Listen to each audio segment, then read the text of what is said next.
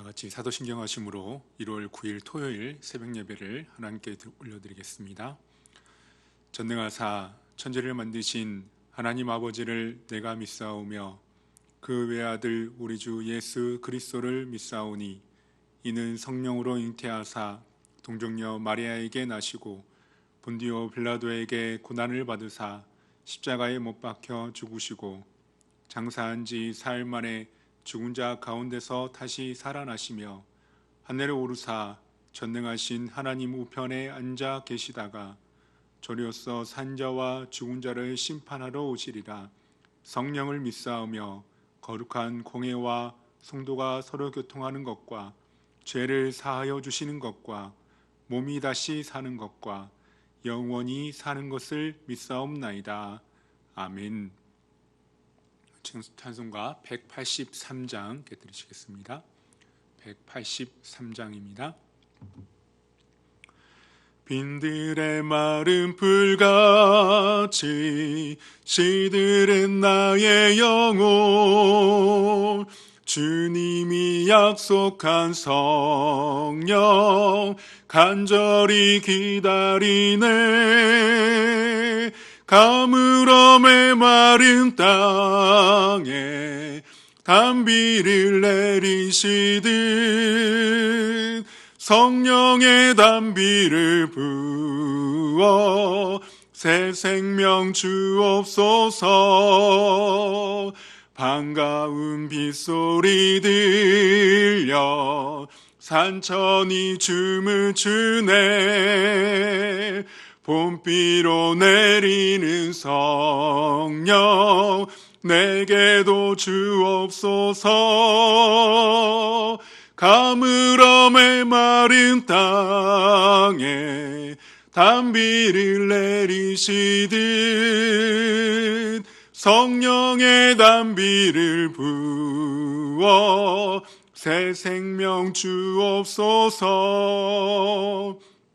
절 따라 우로를 내려 조목이 무성하니 갈급한 내 심령 위에 성령을 부소서. 가물음의 마른 땅에 단비를 내리시듯 성령의 단비를 부어 새 생명 주옵소서. 참되신 사랑의 언약 어길 수 있사오랴. 오늘의 흡족한 은혜 주실 줄 믿습니다. 가물음의 마른 땅에 단비를 내리시듯 성령의 단비를 부어 새 생명 주옵소서. 아멘. 하나님의 말씀은 누가복음 4장 1절에서 13절까지 말씀입니다. 누가복음 4장 1절에서 13절까지 말씀 제가 봉독하겠습니다. 예수께서 성령의 충만함을 입어 요단강에서 돌아오사 광야에서 40일 동안 성령에게 이끌리시며 마귀에게 시험을 받으시더라. 이 모든 날에 아무것도 잡수시지 아니하시니 날수가 다함에 줄이신지라. 마귀가 이르되 내가 만일 하나님의 아들이거든 이 돌들에게 명하여 떡이 되게 하라. 예수께서 대답하시되 기록된 바 사람이 떡으로만 살 것이 아니라 하였느니라.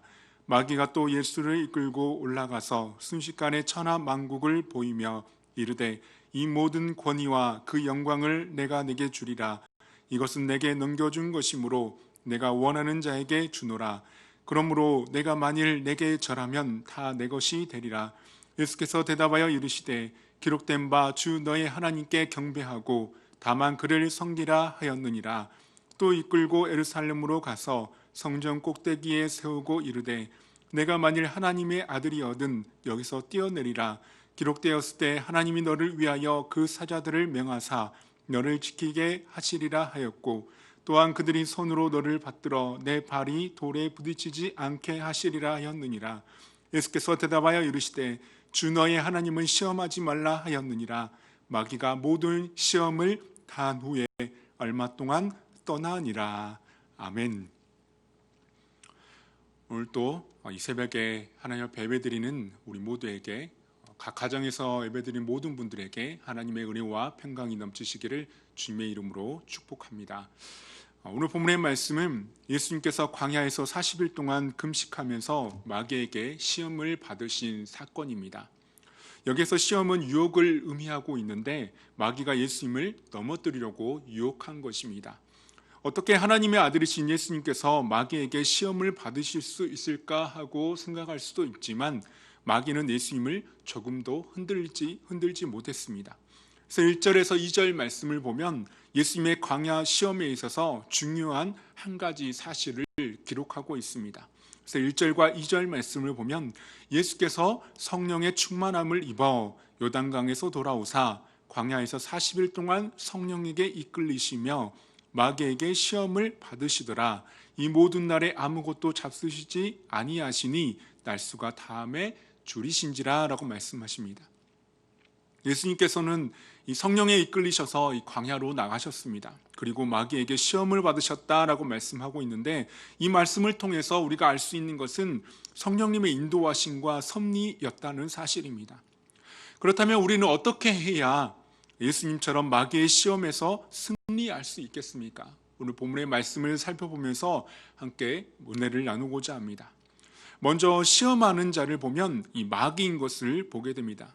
2절 말씀을 다시 한번 보면 마귀에게 시험을 받으시더라라고 말씀하고 있습니다. 그리고 나서 이 모든 날에 아무것도 잡수시지 아니하시니 날수가 다함에 줄이신지라라고 말씀합니다. 우리가 성경에 나오는 시험에는 두 가지가 있는 것을 보게 됩니다. 하나는 하나님께서 하시는 시험인데 창세기 22장 1절 말씀을 보면 하나님께서 아브라함에게 이삭을 번제물로 바치라고 시험하셨습니다. 이것은 하나님께서 하신 시험으로 아브라함을 연단하신 것입니다. 그리고 또 하나는 본문에 나오는 것과 같이 이 마귀의 시험입니다. 이것은 유혹이라고 할 수 있는데 인간의 욕심과 죄를 자극하여서 실패하게 만들고 멸망하게 만드는 이 마귀의 계략이라고 할 수 있습니다. 그래서 그 다음으로 마귀가 시험하는 대상과 시험하는 때는 언제이겠습니까? 우리가 시험을 당하는 사람들을 보면 죄를 많이 짓고 또 믿음이 연약해서 신앙생활을 제대로 하지 않아서 성숙하지 못한 그리스도인이나 당하는 것으로 생각하기 쉽지만 우리는 결코 아니다라는 것입니다. 시험은 어느 누구에게나 있습니다. 마귀는 대상을 선별하지 않습니다.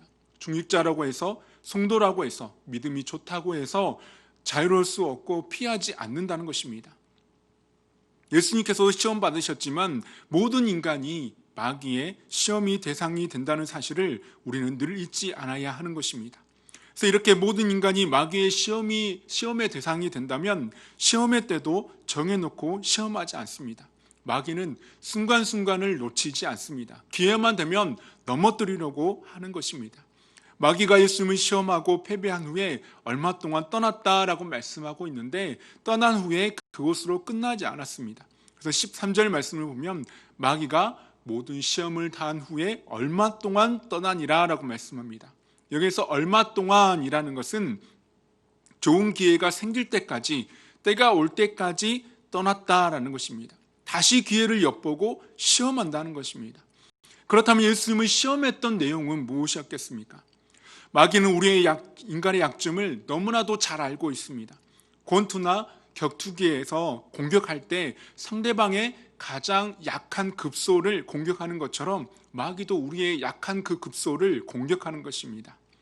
독사 중에 링카루스라는 이 코브라의 한 종류가 있습니다.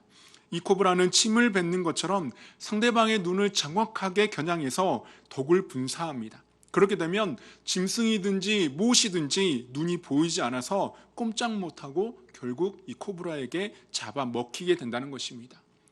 마귀도 동일하게 우리 인간의 연약한 부분인 급소를 찾아서 공격하고 또 영적인 눈을 보이지 않게 해서 멸망시킨다는 것입니다. 마귀는 예수님을 시험할 때도 이런 약점을 노렸습니다.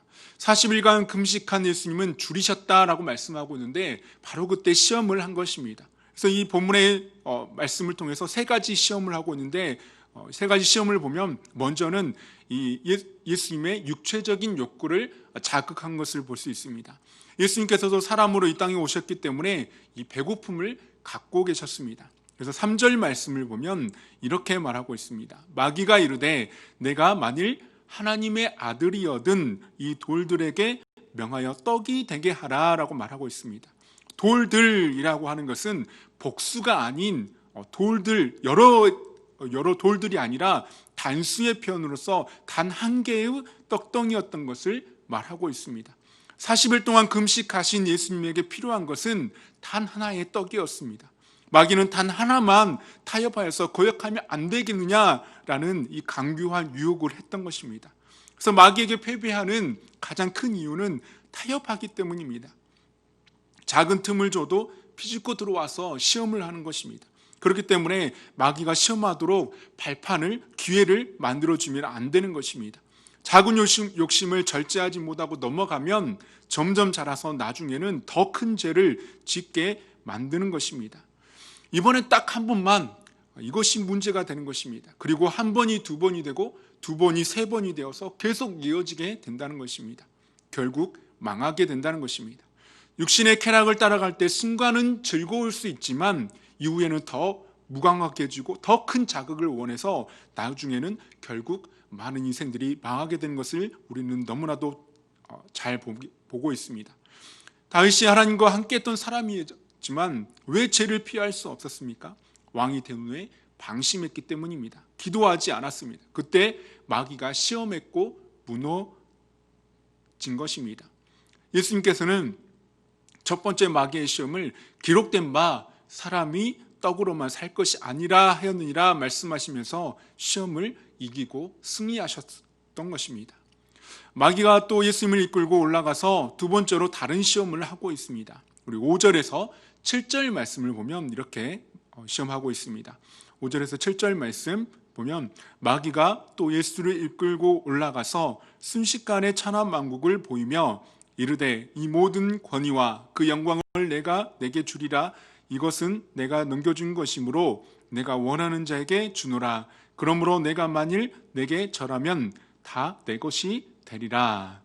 마귀는 높은 데로 가서 예수님에게 천하만국의 화려한 것들을 보여주면서 절하면 다 준다고 시험을 하고 있습니다. 이것은 소유욕을 시험하고 있습니다. 그러나 마귀의 말은 그렇게 하면 될 것 같지만 거짓말인 것입니다. 모든 만물이 마귀의 것이 아니라 하나님의 것입니다. 예수님의 것입니다. 마귀에게 절한다고 해서 얻는 것이 아니다라는 것입니다. 그래서 오늘날 많은 사람들은 눈에 보이는 대로 욕심을 갖고 소유하려고 합니다. 많은 것을 소유하려고 하면 행복해진다고 생각하는 것입니다. 그러나 아닙니다. 소유하는 것 그 자체가 진정한 만족을 주는 것이 아니다라는 것입니다. 그 만족은 언젠가는 공허하게 되고 진정한 만족이 되지 못한다는 것을 어느 순간에는 깨닫게 되는 것입니다. 더 많은 것을 소유하기 위해 죄를 짓고 부정한 짓을 하게 되면 만족보다는 갈등과 고통이 더 커지게 되는 것입니다. 마귀는 예수님이 자신의 소유를 채우기 위해 하나님을 배반하기 원했던 것입니다. 그러나 우리는 예수 그리스도 안에서 그 은혜에 감사하며 자족할 때 진정한 만족이 있다는 것을 반드시 기억해야 하는 것입니다. 예수님께서는 두 번째 시험에서 어떻게 말씀하셨습니까? 8절 말씀에 보면 예수께서 대답하여 이르시되 기록된 바 주 너의 하나님께 경배하고 다만 그를 섬기라 하였느니라 라고 말씀합니다. 하나님의 살아계심을 의도적으로 무시하고 자신이 유일한 권세자인 것처럼 거짓말하는 마귀에게 진정으로 섬기고 경배해야 할 분은 오직 하나님뿐이신 것을 예수님은 분명하게 가르쳐 주셨던 것입니다. 마지막 세 번째 시험은 무엇이었습니까? 9절에서 11절 말씀을 보면 이렇게 말씀하고 있습니다. 또 이끌고 예루살렘으로 가서 성전 꼭대기에 서고 이르되 내가 만일 하나님의 아들이거든 여기서 뛰어내리라. 기록되었을 때 하나님이 너를 위하여 그 사자들을 명하사 너를 지키게 하시리라 하였고, 또한 그들이 손으로 너를 받들어 내 발이 돌에 부딪히지 않게 하시리라 하였느니라. 마귀는 예수님을 이끌고 가서 성전 꼭대기에 세웠습니다. 뛰어내리면 사자들이 받아줄 것이고 백성들이 환호하게 될 것이라고 시험하고 있습니다. 말씀을 왜곡하여서 피조물에 불과한 사자, 그래서 천사들을 의지하고 성전 꼭대기에서 뛰어내리라고 유혹하고 있는 것입니다. 예수님이 빨리 대중들 앞에서 유명해지면 좋을 것 같습니다. 그러나 예수님이 오신 것은 유명해지려고 오신 것이 아니라 십자가를 지러 오신 것입니다. 사람들이 알아주든 알아주지 않든 하나님의 뜻을 이루고 구원의 사역을 이루시는 것이 더 중요하셨던 것입니다. 만약 예수님이 인기와 명예를 위해서라고 한다면 오히려 사람들이 좋아하는 육신의 일만 해주면 되는 것입니다. 그래서 결국 이 시험은 예수님을 넘어뜨리려고 십자가를 지지 못하게 하기 위한 시험이었던 것입니다. 예수님은 마지막 세 번째 시험을 어떻게 이기고 승리하셨습니까? 12절 말씀을 보면 이렇게 말씀합니다. 예수께서 대답하여 이르시되 주 너의 하나님을 시험하지 말라 하였느니라. 아멘. 시험은 누구나 다 받는다고 했습니다. 그러나 이기는 사람이 있고 지는 사람이 있습니다. 누가 이기겠습니까? 1절 상반절의 말씀에 보면 예수께서 성령의 충만함을 입어라고 말씀합니다. 성령 충만한 사람이 시험을 이기는 것입니다. 성령 충만은 하나님의 다스림을 받고 지배를 받는 상태입니다. 예수님께서 무엇으로 마귀를 쫓아내고 승리하셨습니까? 예수께서 대답하시되 기록하기를, 예수께서 대답하여 가라사대 말씀하기를, 하나님의 말씀으로 승리하셨던 것입니다. 우리의 마음과 생각 속에 말씀을 묵상하고 말씀으로 우리 안에 가득 채워지면 마귀의 시험을 분별할 수 있습니다. 내가 내 힘으로 이길 수 있다고 아무리 힘을 써도 내 힘으로 하면 결국에는 유혹에 넘어지게 되는 것입니다. 우리가 말씀으로 충만하며 성령 충만함을 힘입지 않으면 실패한다는 것입니다. 그렇기 때문에 우리는 결단해야 합니다. 단호하고 신속하게 처음에 결단하는 것이 중요합니다. 한두 번 시험에 들고 범죄한 후에 다음에 더 잘하면 되지라고 미루게 되면 더 어렵다는 것입니다. 우리는 예수님께서 승리하심으로 우리를 대속하는 십자가를 주셨고 부활하셨던 것을 기억할 수 있기를 바랍니다. 그리고 우리를 언제든지 넘어뜨리려고 기회를 엿보고 있고 유혹하는 마귀를 하나님의 말씀으로 성령 충만을 힘입어서 대적함으로 승리해야 할 줄 믿습니다. 이런 확신을 가지고 우리의 대장 되시는 예수님과 함께 오늘 또 승리의 기쁨과 은혜를 누리는 우리 모두가 될 수 있기를 주님의 이름으로 축복합니다. 아멘. 기도하겠습니다. 하나님 아버지 감사합니다. 이 새벽에도 깨워주시고 하나님 말씀 앞에 세워주시니 감사합니다. 마귀는 어떻게든지 우리를 넘어뜨리려고 호시탐탐 기회를 엿보고 있는 가운데 있습니다. 우리가 선줄로 생각한 자는 넘어질까 늘 유혹에 조심하게 하여 주시고 말씀으로 우리 심령을 채우게 하시고 성령으로 우리가 힘있게 하여 주셔서 늘 하나님께서 주신 은혜와 말씀으로 하루하루 승리하며 나아갈 수 있도록 은혜 위에 은혜를 더하여 주옵소서. 코로나19로 인하여서 힘든 상황 가운데 있지만 우리가 이런 상황 가운데서도 정신을 똑바로 차리고 기도하며 말씀을 의지하며 살아가는 귀한 하루가 되어질 수 있도록 성령의 충만함을 덧입혀 주옵소서. 감사합니다. 예수님의 이름으로 기도합니다. 아멘. 하늘에 계신 우리 아버지여, 이름이 거룩히 여김을 받으시오며 나라의 임하옵시며 뜻이 하늘에서 이룬 것 같이 땅에서도 이루어지이다. 오늘날 우리에게 일용할 양식을 주옵시고 우리가 우리에게 죄 지은 자를 사하여 준 것 같이 우리 죄를 사하여 주옵시고 우리를 시험에 들게 하지 마옵시고 다만 악에서 구하옵소서. 대개 나라와 권세와 영광이 아버지께 영원히 있사옵나이다. 아멘. 이 시간 함께 기도하실 때 오늘 우리에게 주신 말씀을 붙들고 기도합니다. 그리고 교회 공동 기도 제목과 각자 가지고 있는 기도 제목을 가지고 우리 있는 자리에서 하나님 앞에 기도하며 나아가겠습니다. 기도하겠습니다.